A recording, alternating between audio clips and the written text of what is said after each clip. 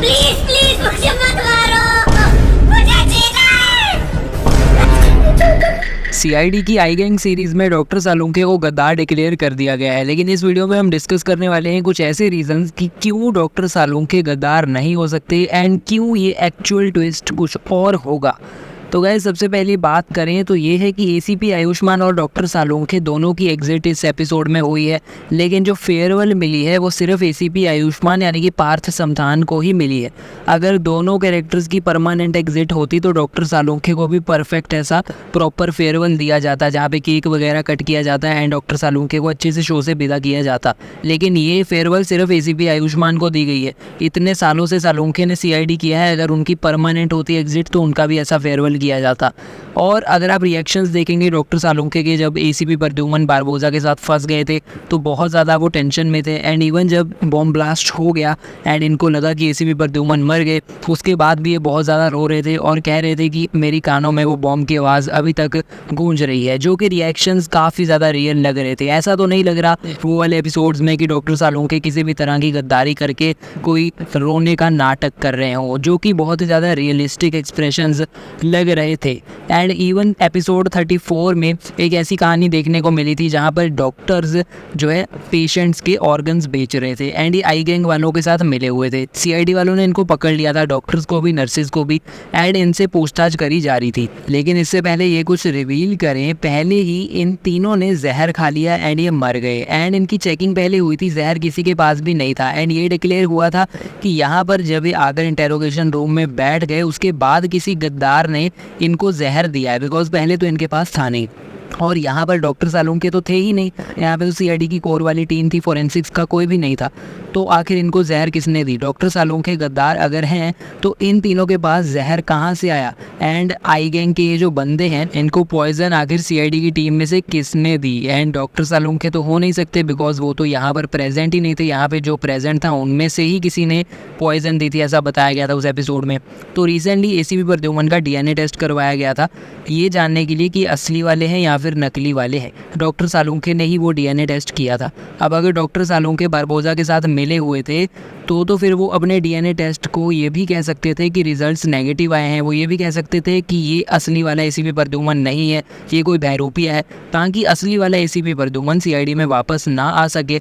तो इस तरीके से वो बारबोजा की मदद कर सकते थे। लेकिन अगर वो गद्दार हैं तो उन्होंने ऐसा क्यों कहा कि ये असली वाले एसीपी प्रद्युमन है, कि डीएनए टेस्ट के जो रिजल्ट्स हैं वो पॉजिटिव आए? यहाँ पर भी तो वो गद्दारी कर सकते थे, लेकिन यहाँ पर उन्होंने गद्दारी क्यों नहीं करी एंड एक्सेप्ट क्यों कर लिया कि ये असली वाले हैं?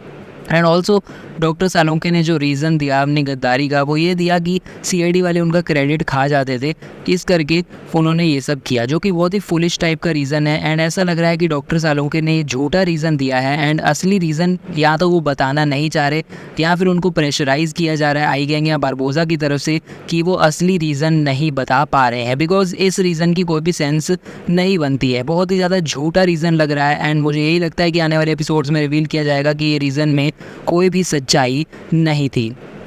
एंड इवन यहाँ पर हम ये भी देख सकते हैं कि आई गैंग की कहानी अभी कौन सा ख़त्म हुई है, अभी तक बारबोजा नहीं पकड़ा गया है, अभी कहानी स्टिल चल रही है।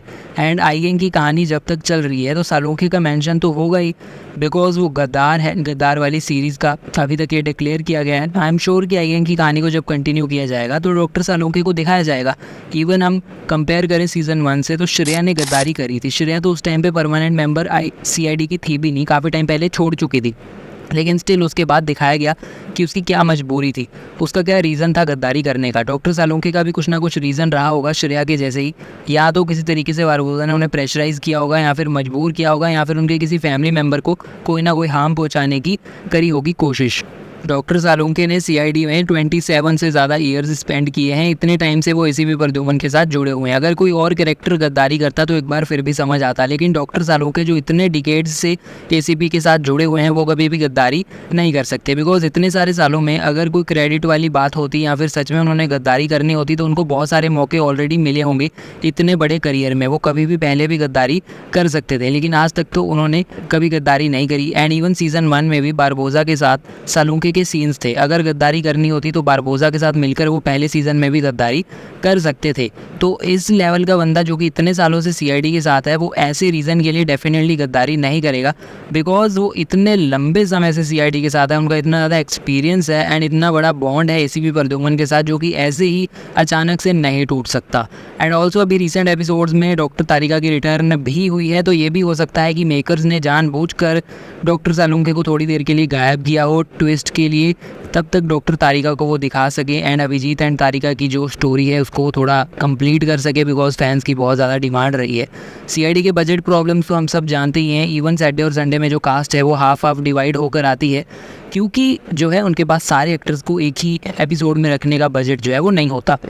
इसी करके हो सकता है कि डॉक्टर सालुंखे को इस करके गायब किया हो थोड़े टाइम के लिए, ताकि डॉक्टर तारिका की रिटर्न भी हो जाए एंड डॉक्टर सालुंखे का जो ट्विस्ट है उससे फैंस के मन में क्यूरियोसिटी भी वो फैला सके, बिकॉज जब अगली बार बारबोसा आएगा तो कुछ तो क्यूरियोसिटी फैंस के मन में होनी चाहिए वो आई गैंग वाले ट्रैक को देखने के लिए।